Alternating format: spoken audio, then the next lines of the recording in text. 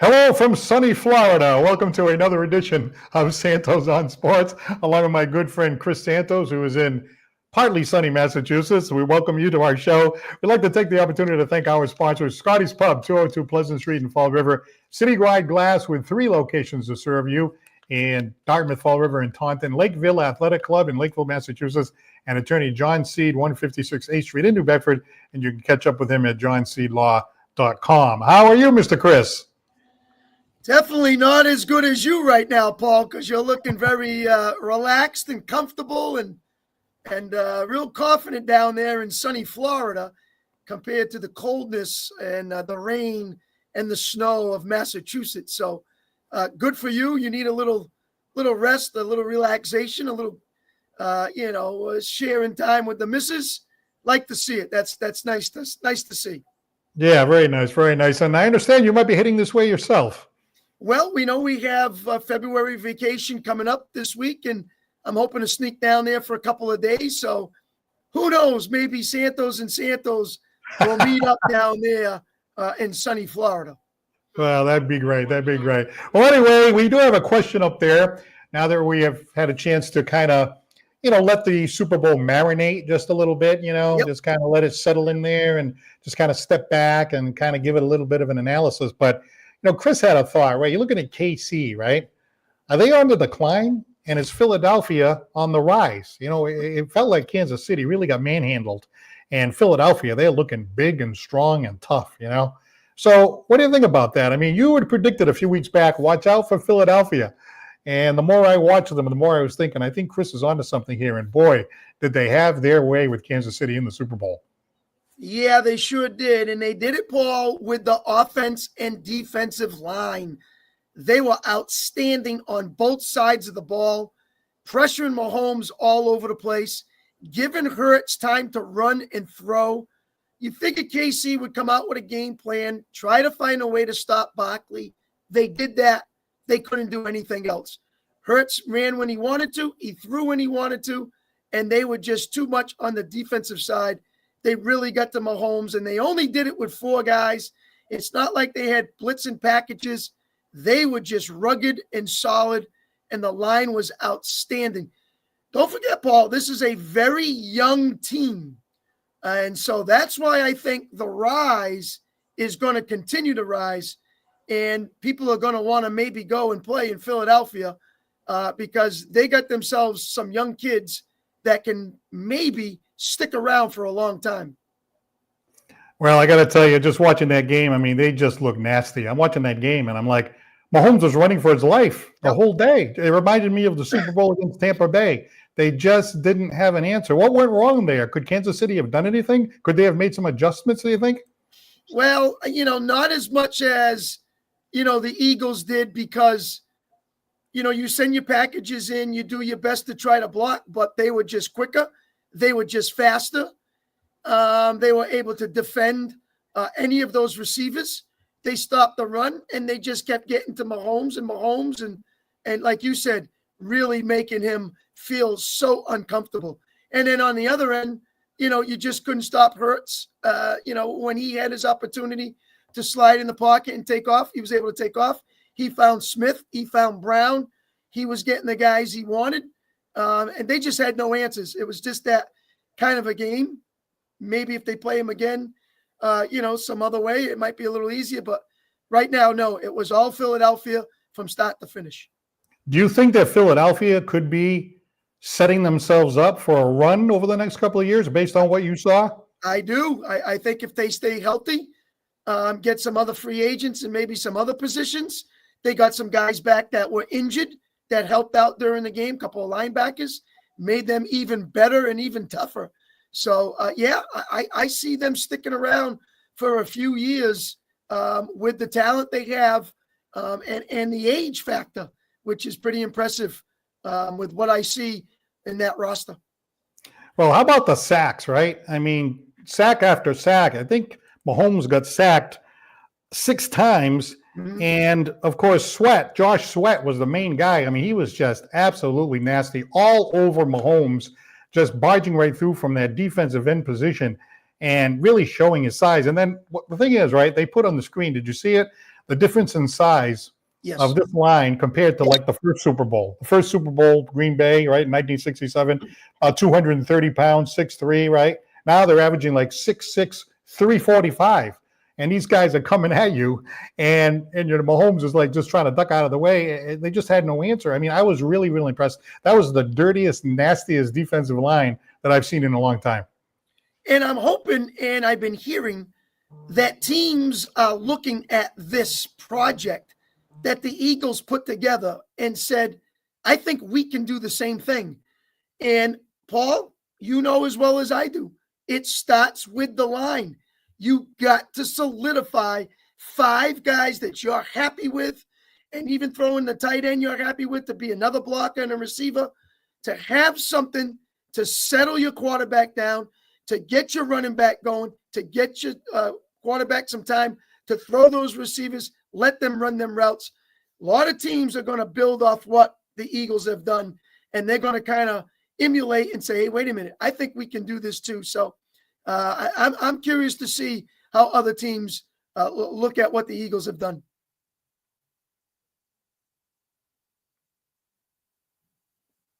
Before we go to the phones, I just have to ask this question.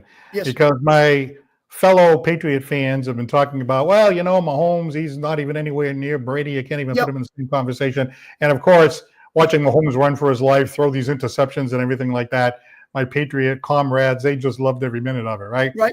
So my question is, let's say Brady is in this game. Let's say you take Mahomes out. Everything else is the same. Take Mahomes out and you put Brady in there, right? Because people are saying, well, look at Mahomes. Brady never had a game like that. Brady never got thrown out, wiped out like that before, right?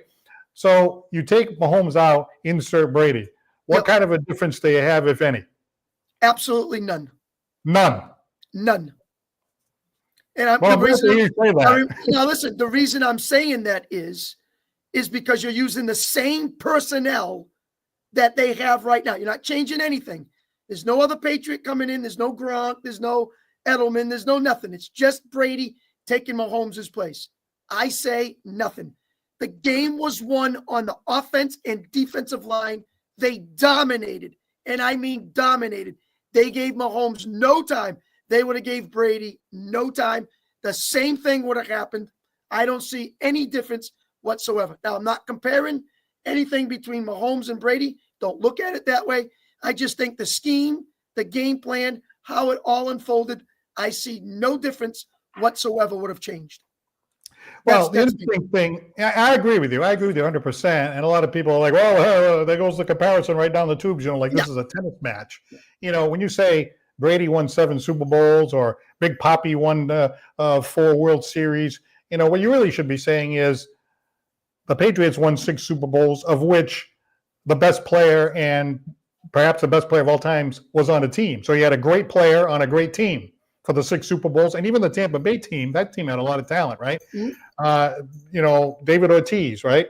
He was on these World Series teams, of which he was a big part. But you take away Pedro Martinez, you take away Kurt Schilling, you take away Manny Ramirez, they don't win. Tom Brady, you take away Vinatieri, you take away Rodney Harrison, you take away Teddy Bruschi, maybe we go on and on. It's like a stack of Hall of Famers, especially the first 3 Super Bowls. So again, it's a team sport, and the team wins or loses. But they win as a team, they lose as a team. No, I agree with you there. And, Paul, I've heard this talk for over a week now about this. Who's the GOAT? Who's this, that, and the other thing? Listen, as far as I'm concerned, I will go with 29-year-old Patrick Mahomes and compare him to 29-year-old Tom Brady, and I will compare those stats, and that is it. I will not go any further until Patrick Mahomes retires. Then I will say, okay, let's look at the overall stats. You cannot compare 2 people when the person has not even retired yet, and he's only 29 or 30, whatever. He still have more years to come. If you want to compare, then you compare from when he started up to now, and you compare Brady when he started up to that now too. And then you can kind of do that. But I would not compare the 7 Super Bowls, only this. You can't do that. He's not retired. I mean, you just can't do that. That's my opinion. I'll wait it out and let's see where Mahomes goes from here. let it finish up, and then you can start the debate. But until then, I can't. The only debate I'll make is from 29 years old, to 29 years old for Tom, and see what that comparison looks like. It's out there somewhere. I don't have it in front of me, but I know it's out there. You can look at that and say, okay, what have both of them done up to this age? That's it. All right. Well, let's start with Ben in Dartmouth. Good evening. Yes. Good evening, Paul. How is your vacation so far? It's going great. It's going fantastic.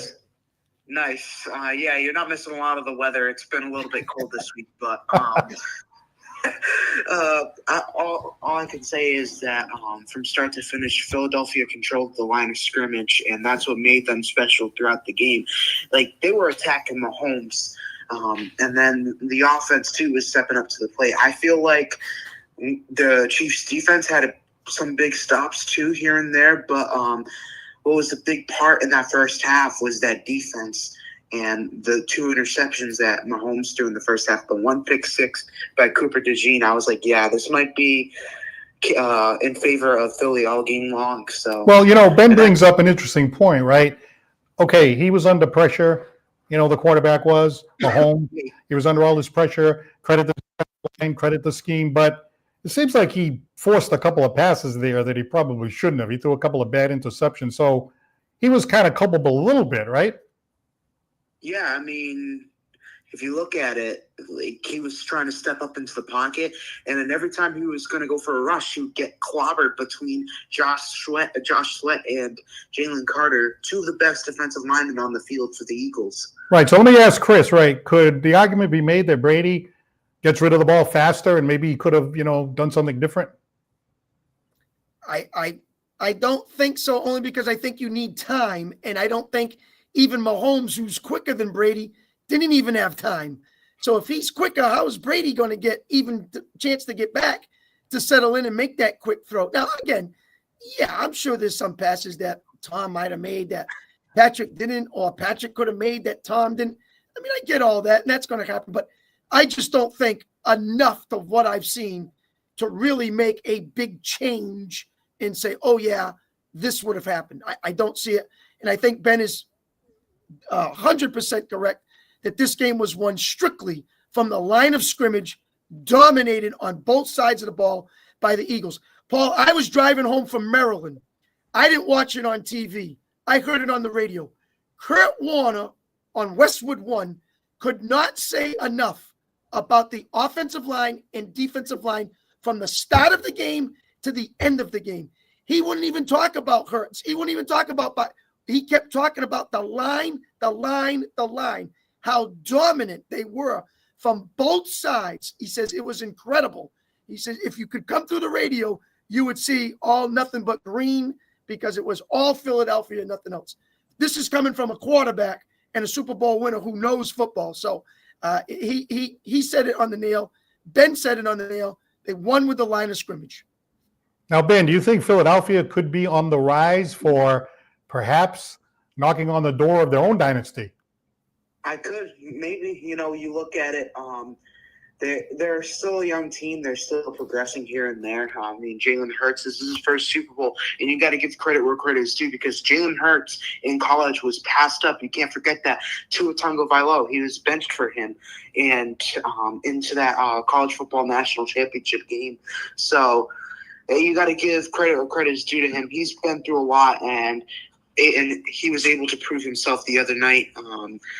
And that Super Bowl loss a couple of years ago was a little bit of motivation for him and to come into this season. So, what about Ben, Kansas City? Could they be on their way out, or is it too early to say that? I'm hoping. I'm going to say this is that I don't think Kansas City might win another Super Bowl under Patrick Mahomes. I feel like the GOAT. I think the GOAT conversation is now solidified. Tom Brady holds that throne. Because here's the thing: if Tom Brady played in that Super Bowl now, I mean, it would be a different story. Really? You think if Brady played in that game, it would have been different? Well, different, how they were talking about him getting blown out, Mahomes and whatnot, and then compare that to Brady, and if Brady had a bad Super Bowl in the first half against the Falcons. And that's when the Falcons controlled the line of scrimmage from the start of the first half. And then all of a sudden comes into the locker room. The defense led the way in that second half, including that fourth quarter against the Falcons. So, all right. Well, thank you very much for the call, Ben. Brady special too, though. But all right. In defense of Brady. All right, yeah, Ben. Thanks very much. We'll see you when we get back. Thank you. Have a good trip. All right. All right. Let me see. We go to Nelson in Fall River. Hello. Let's see. Hello, Nelson. Yeah. What's happening? Hello, guys.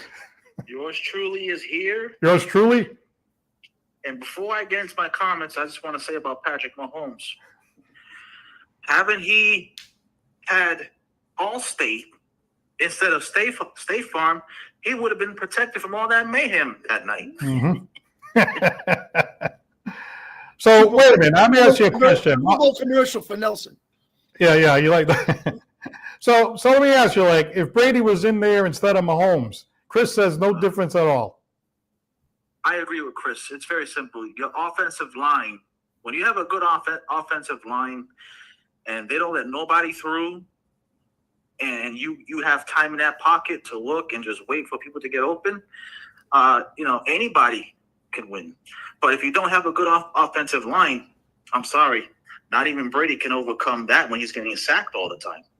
You need time in that pocket to adjust and to throw. If you don't have it, you're going to lose yardage. Chris seems to think that Philadelphia really is looking strong to the point where, hey, maybe they're an ascending dynasty and maybe Kansas City is on their way out. Well, again, look, Philly did win.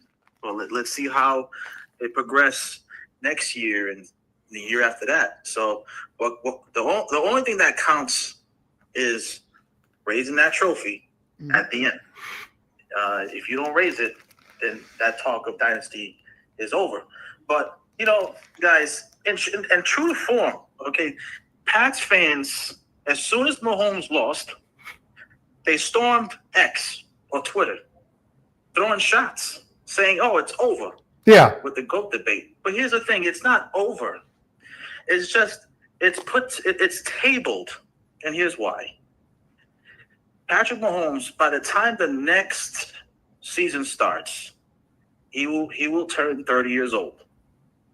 And he already has 3 Super Bowls under his belt. Mm-hmm. So, and I would say, given his commitment to the game and how he likes to stay healthy, bumps and bruises are part of the game, but he's driven. And according to the announcers, and this is what really caught my eye, is they said, do you feel that pain? He said, no, it's all a mindset. So to me, I say he has about a good 8 years in him. If he wins 2 more, then, that stove is getting a little bit hot. But look, Mahomes has he's still young. He still has a chance to win more. Mm-hmm. And I hope he wins more. Well, let's let Chris jump in. All right, Nelson, I'm going to read you some stats. And, Paul, I'm going to read this to you, too, because I found it. 29 years old, Patrick Mahomes. 29 years old, Tom Brady. Both of them. Mahomes, 3 Super Bowls. Tom Brady, 3 Super Bowls. That's even. At 29 years old, Mahomes, 245 TD passes, 74 interceptions. Tom Brady, 147 TD passes and 78 interceptions. Mahomes, 18 playoff wins. Brady, 12 playoff wins. Mahomes, 2 MVPs. Brady, 0 MVPs. And finally, Mahomes, 89-23 record. Brady, 70-24 record. That's going up to 29 years old. Let the guy finish his career. Right, Nelson? Let him finish. Then you can talk about the debate. I'm talking about the debate at 29 years old because that's how old Mahomes is now.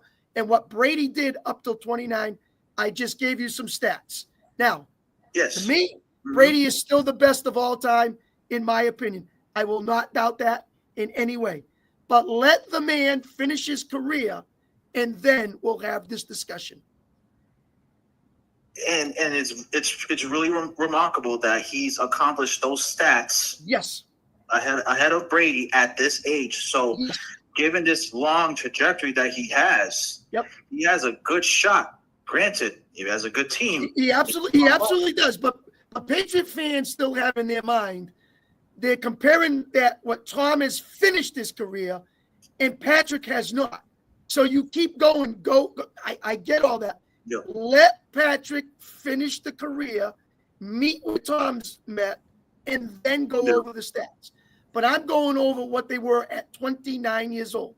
And so I think Mahomes is right there with Brady, but the team now is starting to escalate on the decline, it looks like. I don't think Kelsey's going to be hanging around too much longer. They're going to have to get some better running backs. Their receivers, they're going to have to get some better receivers. They're going to have to make some adjustments too to help Patrick get better in these last aging years, which is probably maybe 8, 9, 10. Who knows how long he's going to go. But let it finish out. Then you can make that debate. You know what people tend to do too, Chris, which drives me crazy because I'm looking at it as a scientific method. You take out the variables. Well, the variables are the other 32 people on the team. Absolutely. The offense, the defense, the special team, the coach, the assistant coach, the offensive coordinator, defensive coordinator, all comes together to win, of which you might be the most important piece. But let's say Patrick Mahomes plays 10 more years, and for 8 of the 10 years, he's on mediocre teams. At the end of the career, you can still say, well, I'm comparing this individual to that individual. So you have to factor in what kind of team you're on, don't you? I mean, to really do it right. I mean, John Elway, right? He was another guy that was a money guy, and they say, well, we're in the Super Bowl, got blown out. Well, Denver was nowhere near as good as the teams in the NFC back then. The AFC had some weak teams. He kind of put them on his back. Then in the Super Bowl, he got blown out. Patriots got blown out. A lot of the teams got blown out in the AFC. For about 10 years, the AFC always got slaughtered in the Super Bowl. So it wasn't like he was choking. You know what I mean? You have to go back and factor in all these variables to really make it the right comparison. You know what I mean? That's why they call it discussion. Here's the thing with Pats Nation. They are just upset that they're never, ever going to be in the Super Bowl for a very long time. Yeah, probably the rest of my life, probably.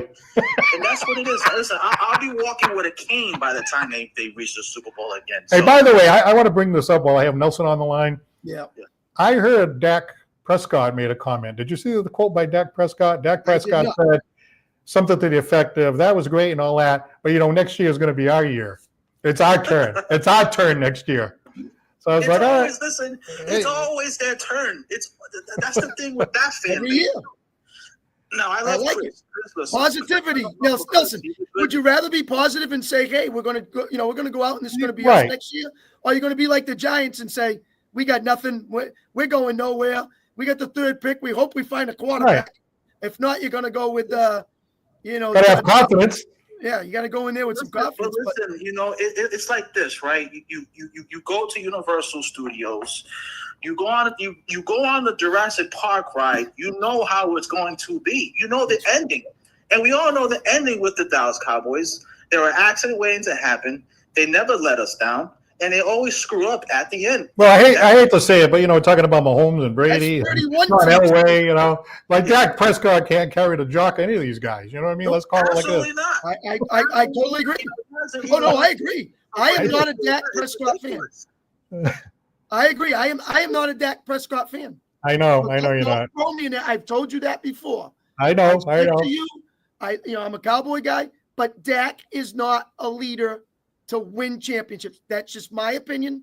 I don't see it coming out of him. He might be good in the regular season. I don't think he's a good playoff quarterback. I don't think he can lead us to a Super Bowl. I've said it from day one, and Paul, you know that. May I switch gears real quick to baseball? Yes. I woke up today. Uh-oh. And I was very, very upset. Ooh, Alex Bregman. I could not believe it. Ooh. I said, the Red Sox, they just had to get involved. They had to do something to piss me off. And I know Chris loves it. Paul, I know you love it because I'm upset. But it's like, the Yankees had an opportunity to snatch him. 120 for 3 years, they could have paid that. But to let him go to Fenway Park of all places, I mean, come on. Nelson, I'll give you this. That offer? Nelson, I'll give you this. You tell me. If he was a left-handed batter, would he have went to Yankees? Oh, Bregman? Yes. I truly think so. I definitely know he might have gone there because in that short porch, he would have loved that ball. He was looking for like 150, I believe, that like the max 150. So it went down to 30 million. I mean, Juan Soto was like over that price tag. And the Yankees, they could have made an offer for him to really lock down third base. But, listen, if the great Steinbrenner were alive today, Bregman would be wearing pinstripes, period. He will not let this crap go on. But I will say this, though. Yankees did make some moves. I am happy with that. They're trying to keep me happy. Cashman, thank you for doing what you can. But stuff like this, you can't let players like this go to the arch rival. You just can't. Hey, if the Yankees make the World Series, they'll start dropping fly balls and, things will start going bad anyway. So, But the Dodgers, they got that new pitcher. Yes. They're spending crazy. So that pitching staff just received an upgrade. So it's going to be interesting. I'm looking at the Dodgers potentially making long runs into the playoffs. But I woke up today. I'm like, you got to be kidding. Chris, you think the Red Sox could possibly be a wild card contender? Yes, it's possible to reach that. Yes, I do, as long as they stay healthy. If they have all their lineup and they're healthy through the year, yes, it's more difficult because they play in the LA East, and obviously Baltimore's playing well. The Yankees are obviously always there, and so it's the toughest division in baseball, and it makes it very difficult for them to get that. But it's possible that, yes, they could. If they stay healthy and their pitching goes the way they want it to go. It's possible. All right, before we let you go, Nelson, you sent a picture to me that I forwarded to Chris. Yes. They're talking about, the Gulf of Mexico, now the Gulf of America. Well, you sent a picture of something called the Gulf of Cowboys Suck. Gulf of America's team. Where did you get that? It's Gulf of America right next to where Texas is. The Gulf of Cowboys Suck, he said. Well, he photocropped and he went from there.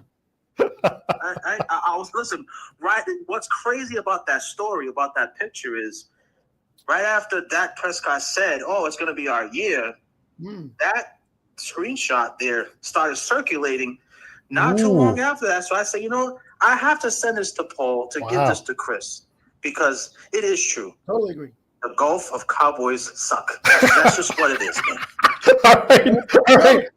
With that, Jim, thank you very much for calling. As far as Mahomes go, he needs to change State Farm and go with Allstate to be protected from mayhem. All right. Wait, Nelson, before you leave, Aaron Rodgers now leaving the Jets. Yes. Who takes his place? See you later. Thank God. Who takes his place? Goodbye. I don't know. That one is that's a good question. So the Giants need a quarterback. And the Jets need a quarterback. It's going to be a long season for New York once again.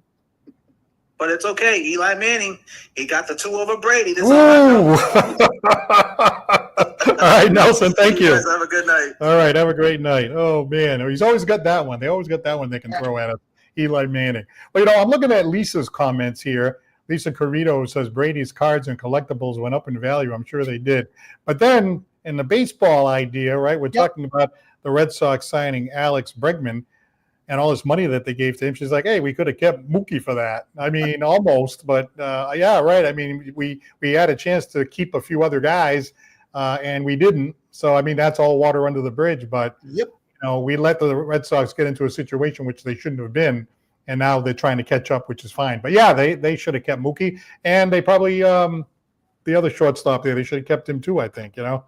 Bogarts. Yeah, Bogarts. I mean, Bogarts, his numbers went down a little bit, but I don't know, playing out there in San Diego, it's not the same thing as playing at Fenway. No, not even close. And listen, right now, the Major League Baseball is owned by the LA Dodgers. They have everything they want in place.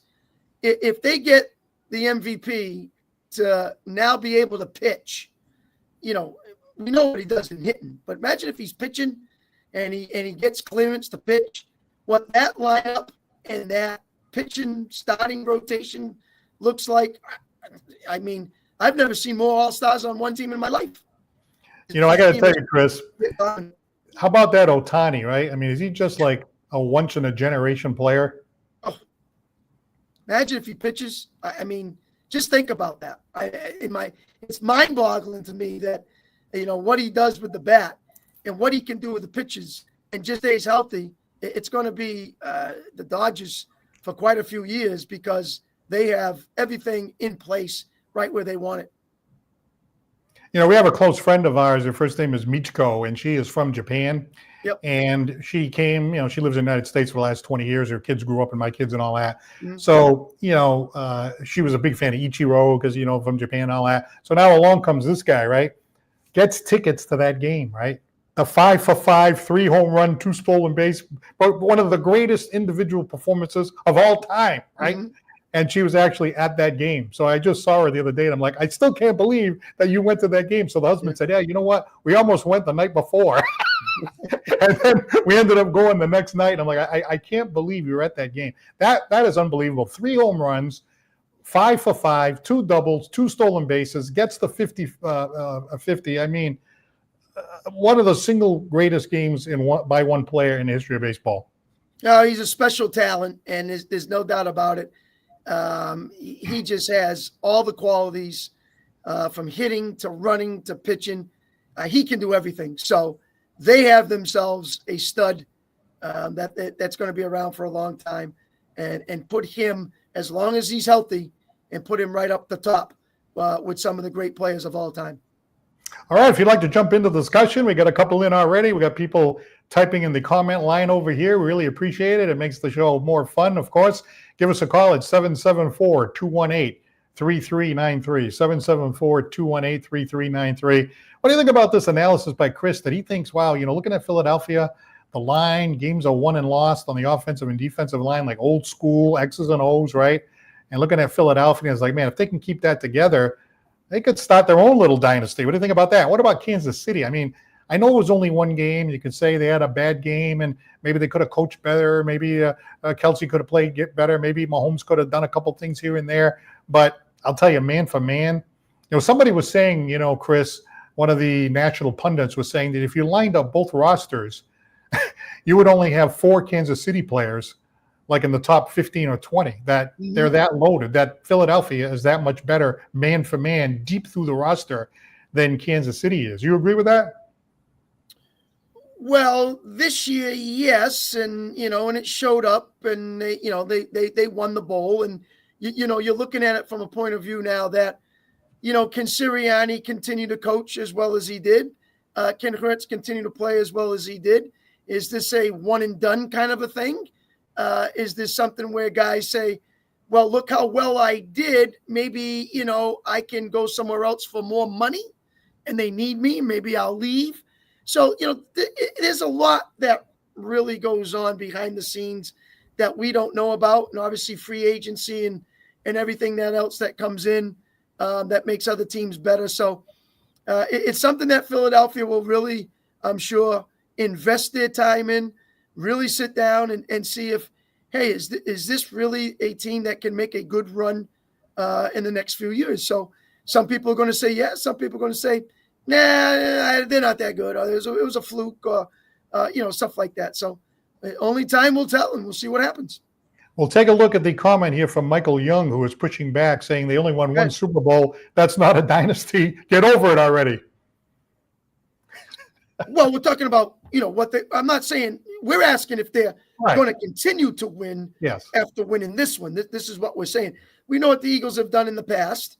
and where they are now. So it's again the lineup of the age factor in key positions that have them, in good shape to maybe make a run in the next couple of years. Now, Michael could be right. This could be, a one and done. I mean, we don't know. A lot of things happen during the football season and off seasons. And so we'll see how they pan it all out. But I think they're off to a good start because of the age factor of that offense and defensive line. Very impressive. Well, Michael Young is saying, well, you guys are all just hating on what Pat Mahomes has done in 7 years. He is amazing. Well, actually, quite the contrary. I got to tell you, I was actually rooting for the Chiefs in this game, even though I'm a Patriots fan. And I think what Patrick Mahomes has done is phenomenal. And I just think I don't really think what happened in the Super Bowl was his fault much. You know what I mean? Right. Maybe there's a couple of times where he was under so much pressure, rather than just throwing the ball away, he tried to extend the play, which is what he's good at. And then by extending the play, he threw an interception. And then once they were behind, then you really have no choice but to force it. You know what I mean? You have to force it because you're down 2-3 possessions. Now you got to force the ball down the field. So I really don't think it was really his fault. He was kind of running for his life. I don't think any other quarterback would have done any better. I mean, we saw Elway, going to a Super Bowl and just get out. Man, we saw Steve Rogan in that Patriots Super Bowl against the Bears, right? One of the toughest, hard-nosed guys ever. And Steve Rogan was in there. He go, hut, hike. He stepped back, plow. He get killed, So, again, games are won and lost at the line. And, Carlin Lynch used to say that all the time. Every time I ever chatted with Carlin Lynch, the great coach at Dartmouth High School, the first thing he would mention is the line. Now, I know he was old school, wishbone and all this stuff, but he always say, hey, the game is won and lost at the line. He used to say that all the time. Now, I know that's a little different in NFL because, they've opened it up and they've tried to create offense and all that. But even the way the game is now, right, Chris? I think you make a great point. Even the way the game is now, wide open, the calls are usually in favor of the offense. The defense, are limited in what they can do and all this kind of stuff. But if you have that kind of pass rush and that kind of pressure with only 4 rushing, so that means people are covered on top of that. It's not like you're selling out, right? You're still only rushing 4. Wow, that's what wins championships, right? They say defense wins championships. Yep. Michael, well, Paul, I agree with you there. And as for Michael, as he thinks we're hating, what the Pats have done, listen, the New England Patriots for 20 seasons, and I watched every game for 20 years.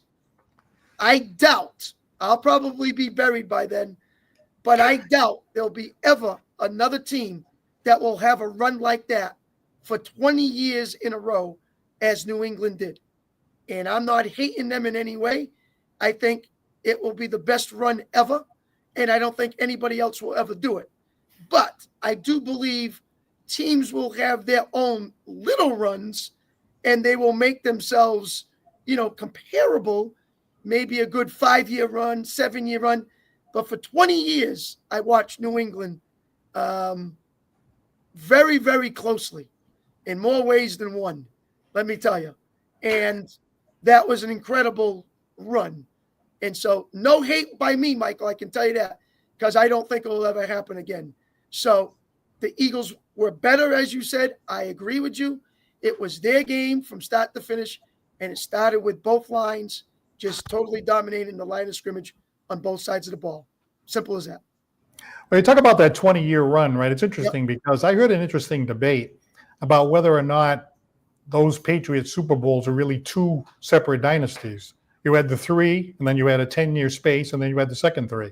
And the second 3, I'm pretty sure the only player that was on the team was Brady. That was it. The entire team was different from the first 3 to the second 3, I'm pretty sure. If that 10-year span that they didn't do it and they didn't make runs, then I would say yes. Yes. But they were always in there, always in the playoffs, right there, right at the cusp, losing it, all that stuff. If they were like 2-15, yes, you know what I mean, that kind of record, then I would say, 2 separates. But I don't think so. The way they went for 20 years, very special. Well, a lot of AFC championships during the 10 years in between, right? Absolutely. So we have to kind of factor that in. But I guess the argument would be, well, like Philadelphia won 7 years ago. Yeah. And they just won now. So suppose they win 2 or 3. We're going to count the one from 7 years ago as part of the same thing, Like when you start roping in, championships that are that far apart. You know what I mean? Yeah. Well, like I said, 7 years ago till now, what has Philly done in between there? if they were losing in the Super Bowl, if they got to the NFC Championship every year, all that stuff, then I would say yes. But they haven't.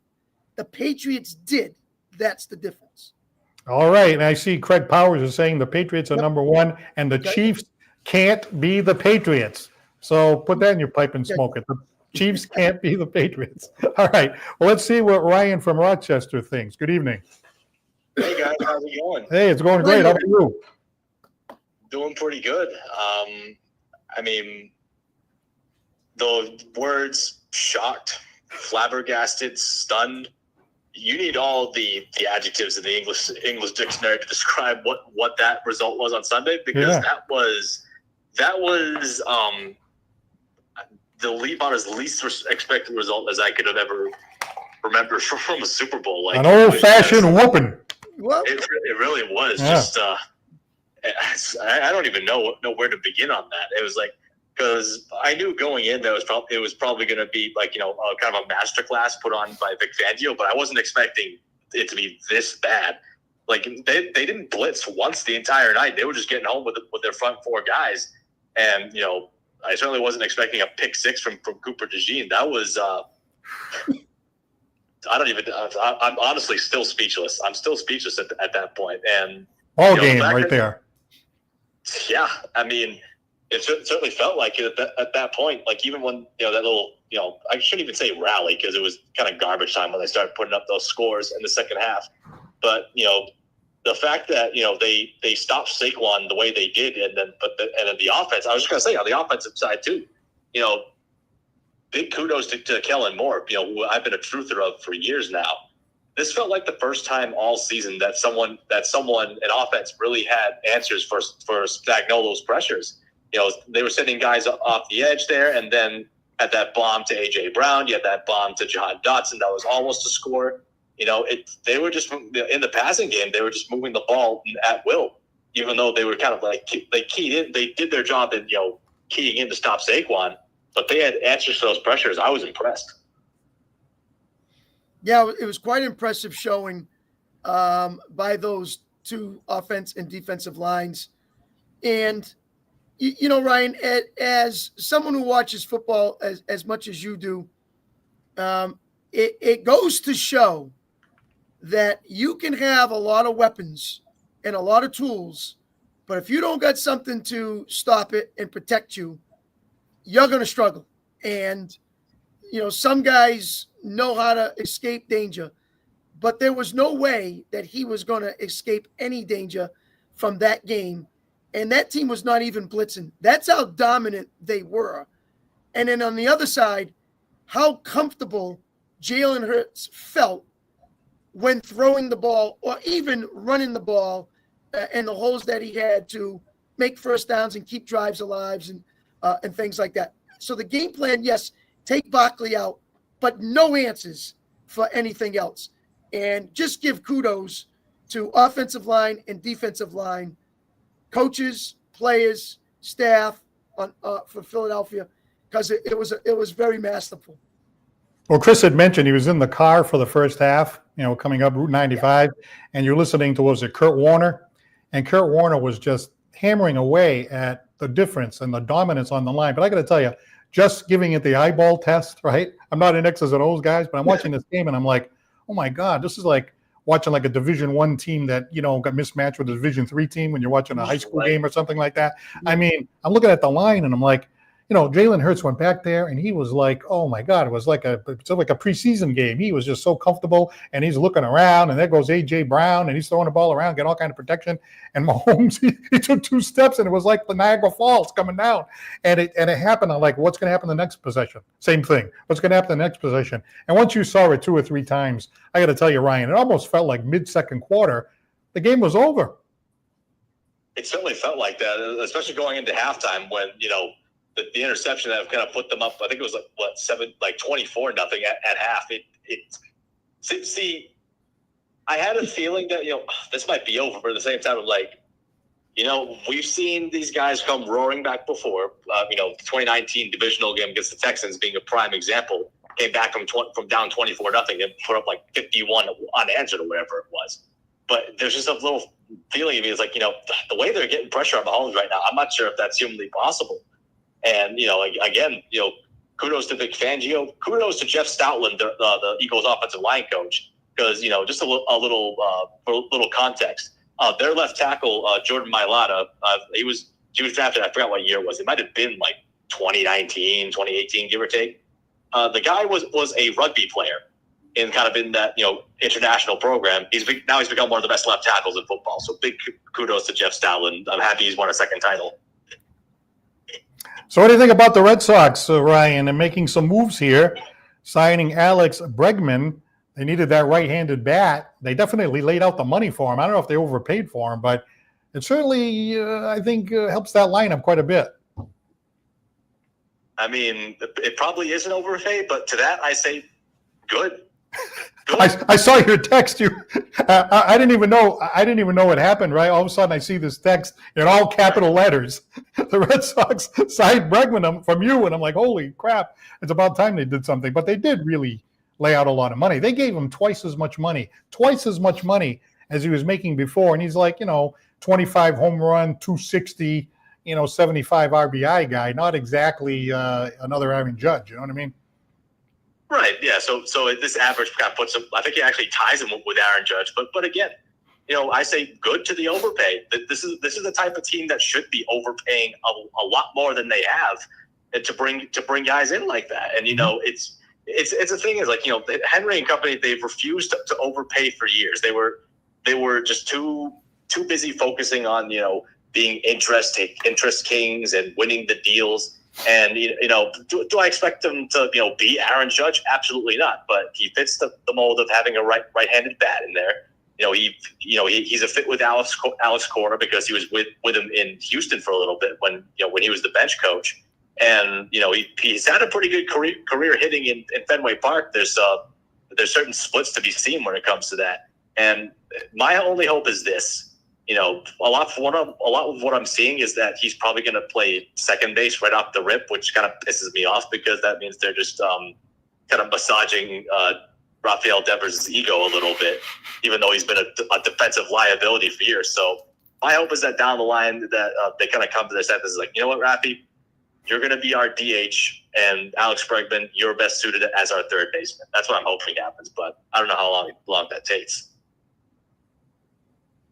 Ryan, let me ask you this. Two of our questions.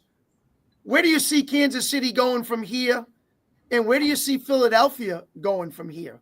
What's your thoughts on that? So I think the first thing that they got to address is they got to see what Travis Kelce is going to do, because he just looked – the man looked sick that game. And I'm kind of wondering if this is going to be, his last game in the NFL. I think there's a good possibility that he retires. So I think tight end. Weak legs. Weak legs, Paul. Taylor Swift. Weak legs. Honestly, would not be surprised at all. Yeah. But left tackle, they got to get figured out. Is Kingsley Suamaitai gonna take a next step because they drafted him in the second round? I think they moved up to get him, actually, if I remember correctly. They got to address the line. They got to figure out a way to keep Joe Tooney in at left guard, because he played the first couple of games at tackle well, but then in the Super Bowl he was just awful. Which, again, I don't put entirely on him because he's playing out of position.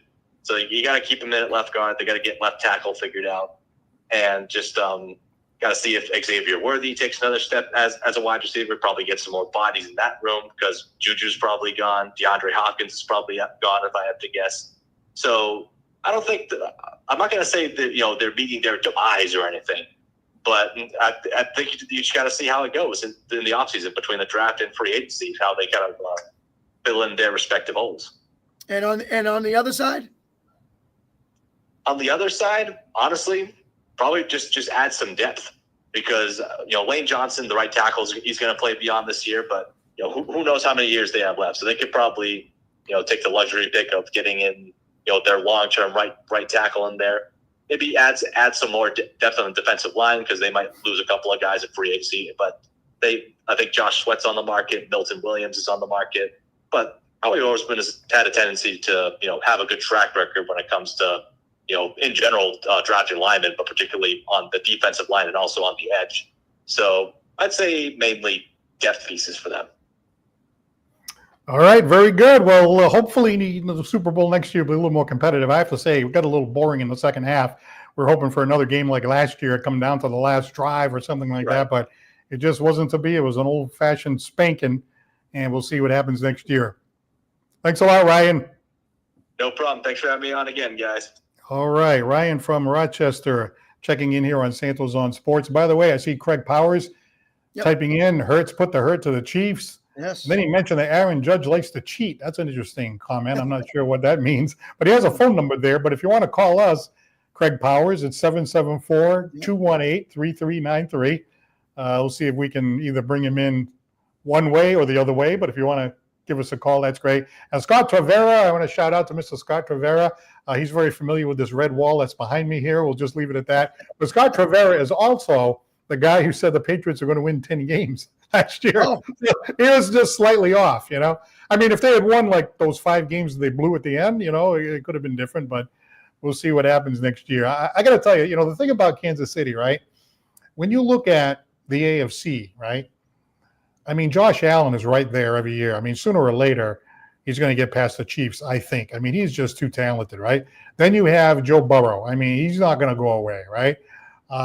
Even Pittsburgh is no joke. There are some teams there that can really challenge Kansas City. So, all you need is an injury here or a setback there or, a bad call here or a good call there, and all of a sudden you're out, right? So to get through all those teams, get back to the Super Bowl, and then win the Super Bowl and expect to be able to do that multiple times, I mean, boy, talk about, having some high standards there. I mean, you can't do it alone. Like I said, it's not a tennis match. It's not a golf tournament. Mm-hmm. You have to rely on the other 30 players and so forth, and the coaches and the offense coordinator, defensive coordinator. It all has to come together for you to win. So, I don't think he needs to be a 7-time Super Bowl champion to end up in the conversation, depending on how the rest of his career goes. Because, again, we're looking at individual versus individual. Mm-hmm. Yeah, I'm just going to let that one kind of ride out and see where it goes at the end of his career and see where his teams go and actually how he does, as long as he doesn't fall off the face of the earth. I think he'll be right up there as one of the best. Mm-hmm. So it's going to be a lot of fun to see him down the road and what he does in the next few years. And obviously how long his longevity is, Paul. I mean, we don't know. That always changes now and then. Will he stay in Kansas City? I mean, he could get out of there and go somewhere else, as much as Tom left New England and went to Tampa. I mean, a lot of things happen. It's one day at a time, and we'll just pick it up from there as he continues to grow. And Butch from Acushnet says, the Eagles have earned my respect. Boy, that's for sure. I was watching that game, and I got to tell you, it was just, Ryan was mentioning other teams that fell behind and came back, but they fell behind for other reasons. They, there was turnovers and just things weren't going their way and they were sloppy. But the line wasn't so dominant. You have to basically take what was happening at the line and flip it. And I just couldn't see it happening watching that game. Yeah, no, I know. I agree with what you're saying there. So it's just one of those things that you sit back and say, hey, let's move on from what just happened. Look at the positives of what you just transpired and then regroup and figure out, as Ryan said, where do we go from here, Paul? Do we, with Kelsey, with receivers, with offensive line, with running backs, and you just try to figure out how everything goes. And the Eagles have to do the same thing. Yeah, it's great. We won. Now we want to repeat. How do we do that? We're going to lose people. We're going to gain people. Where are we at? And that's what teams do every year. So that's why we have a job, and it's fun to talk about. And I'm looking forward already to the draft. And, who's going to go at 1? Who's going to go top 5? I mean, the top 5 already, I'm already starting in my head to think about, what's going to happen for next year. All right. Well, the gentleman that's been typing in the comment line over here, Craig, is putting his money where his mouth is. He's called in. Craig from Parrish, Florida. Welcome to Santos on Sports. Welcome. How you guys doing? Yeah, doing great. Originally from Massachusetts, you said. Yeah. I grew up in Andover, Mass, and lived in Amesbury, Newburyport area for a while. All right. Well, thank you very much for calling in. What's on your mind? Which of these topics would you like to address? Well, I know the last comment was Aaron Judge. I don't know if you guys seen him because I know the topic you guys talk about Red Sox. Yep. I hate the Yankees, to be honest with you, but you've seen Aaron Judge look down the first baseline and look at the signs, and then he knows when to hit and when not to hit. I don't know if you guys know that at all. So you're thinking he's getting the pitch. He knows the pitch? Somebody's giving him a signal as to which pitch is coming in? Well, basically, if he's looking at the first base coach is telling the batter of, like, basically how, when the, basically that's what it is. Like, he's telling what the pitcher and pitcher's doing and what the catcher's going to sign. So basically, the first baseman is telling Aaron Judge how to hit and when to hit and when not to hit. That's how he got the 50 home runs? Basically, yeah, that's how I feel. Like, if you ever look at him, you see his eyes. Yeah, but what about all the rest of the players on the Yankees? I don't think they've ever picked up that type of sign. All right, so And they always talk about the Red Sox, Patriots, always cheating, but what about all those other teams that haven't, gotten caught yet? All right, so I feel a conspiracy theory here, Chris. Yeah, I'm going to look at the eyes of Aaron Judge when he gets up to bat. That's right. And kind of see where You his could be head onto is. something here. Yeah, that's quite a theory right there. I mean, listen, we heard the the bang on the drum there on the garbage can over with Houston years past. So maybe we got something going over here in New York. I mean, you never know. Of course, if Nelson was on the line, he would debate this one really hard, Paul. But hey, no, Craig, I appreciate that. I'm going to look out for that when I watch a Yankee game. There's no doubt. And then the comment about the Chiefs possibly maybe coming back. Nah, they can't be like the Super Bowl champs, like the Patriots when they came back versus the Falcons. Right. There's no way. That was an unbelievable Super Bowl comeback and totally put Brady's the GOAT. I never thought that Brady would come in. At first, to be honest with you, I was like, nah, I'm not Brady. I don't know. Brady's going to suck. Because I was a huge Drew Bledsoe fan, and Bledsoe gets hurt. And I'm like, oh, no, this is going to be a crap show and everything else. But then he came out and like, wow, he's actually doing good. And people are like, I got people down here on Patriots. They suck. They don't know what they're doing. They're cheaters. They're all inflated and everything else. And I'm like, you know what? Brady made a budget cut just to have that offensive line so his butt won't get, his brain won't get rattled. And that's why his wife made so much more money than he did. But no one saw it that way. Well, wow, you had a few things on your mind here. I love it. I'm glad he called in. Yeah, you got some good stuff here. Got some good Nice. stuff. Well, don't be a stranger because we do this podcast. We almost do it every week. I've seen you comment before. So please give us a call again. We'd love to hear from you. Yeah, definitely. Sounds good. All right, Craig from Parrish, Florida. Thank you very much for calling. You're welcome. Talk to you guys later. I remember that game against the Falcons, right? And, we had some people over the house and it was 28-3 and my younger son was going to bring his girlfriend home, Mhm. She lived out of town. I said, well, you know what? Just wait and see one more possession by the Patriots. And of course they scored. It's like, well, you know what? Just wait one more possession, And of course that went on for the hour and a half and we all know how it turned out. But remember when it got to the point where the Patriots were down by 16 and they needed 2 touchdowns and 2 two-point conversions. And I thought to myself, I can't think of anybody besides Brady that could have done that the way that he did it. I was just watching him. That's when he won me over as the GOAT because you look at those first 3 Super Bowls, no MVPs by him, right? Great defenses, a Rodney Harrison defense, one of the great defenses of all time, blah, blah, blah, blah. But that comeback, that was a Brady thing. Paul, I remember that day like it was yesterday because at the half, I had true Patriot fans, turn the TV off, people calling me, texting me, it's over. This is the worst. This is a disgrace to New England, this, that, and the other thing. At the half, I remember it well, and it was like yesterday. And then all of a sudden, here we go.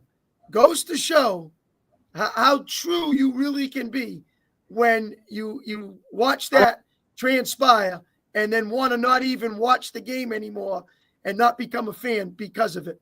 But how it all ended up, it's just really typical and funny to me how that worked out. You know, being a Boston and New England fan my whole life, there's only 2 times that I can think that I didn't want to give up, and I felt that way. One was when the Patriots were behind by the Falcons, and the Super Bowl party was going to break up. I'm like, no, wait a minute, just wait a minute. You know what I mean? There's that time. The other time is when Big Poppy was up against Detroit, trailing 5-1. Yes. My son went downstairs to play video games, and Big Poppy came up. They're down by 4. They need a grand slam. A single ain't going to do it. A double ain't going to do it. A triple. They need a grand slam.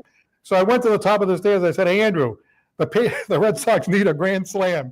And Big Poppy is up. You better just come up just in case, because I don't want you to miss this, just in case. You know what I mean? So, of course, he comes up the stairs, the grand slam, the cop putting his arms up, the guy flipping over and the whole thing, one of the great, the year of the Boston bombing and all that.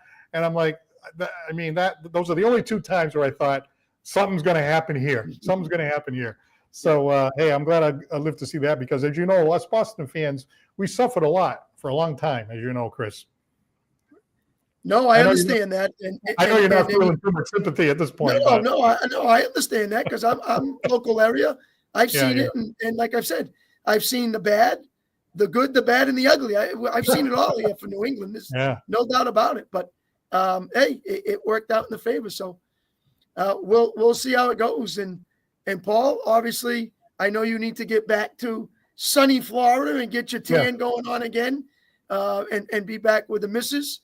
And so I appreciate you able to take the time off to do this show here this week. Yeah, it's a lot of fun, especially right after the Super Bowl. And now that the football is kind of over, I mean, we got the draft coming up and all that. We can talk about, Chris's boy, the Boston Celtics, Jason Tatum. He's just playing great. I give credit where credit is due. He's playing great. Don't forget about your Bruins. See if they can make a little run. The Bruins are going in the other. Talk about teams going in the opposite direction. We'll see. But anyway, we'll see what happens. I hope they can make the playoffs because not being in the playoffs, that just ruins it. You got to be in. Totally agree. Because anything can happen if you get in. But anyway, we'd like to take the opportunity to thank Scotty's Pub, 202 Pleasant Street, Fall River, Citywide Glass with locations in Dartmouth, Fall River, and Taunton, Lakeville Athletic Club in Lakeville, Massachusetts, and attorney John Seed, New Bedford. You can catch up with him at johnseedlaw.com. Hey, fun show, great show. Thank you to our callers. Thank you for those who typed in on the line. Hey, thank you for Craig being a first time, long time, I used to like to say. So call us again when you can. All right, Chris, we'll talk to you soon. Have a great rest of your night. Good night, everyone.